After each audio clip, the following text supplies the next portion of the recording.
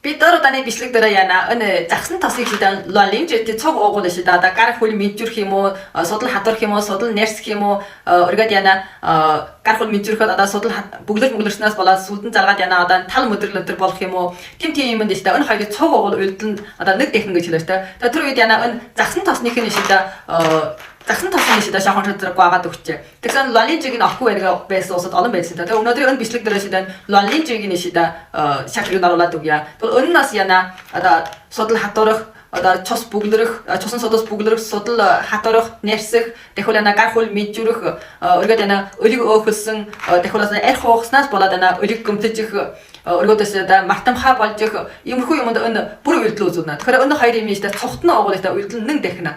Нэг дахин гэсэн үг. Хурдан сайн болно гэсэн үг шүү дээ. Тэгээд авах санаатын усудаас яна шалтгаан оруулаад тавьчихъя. Тэгээд энэ хоёрын хамгийн сайн тань цог уугуултай үйлдэл үзүрх нэг сайн. Энэ бараанууд бол бүр Канада улсын шидэ Jim Mission гэдэг нэртэй бараа.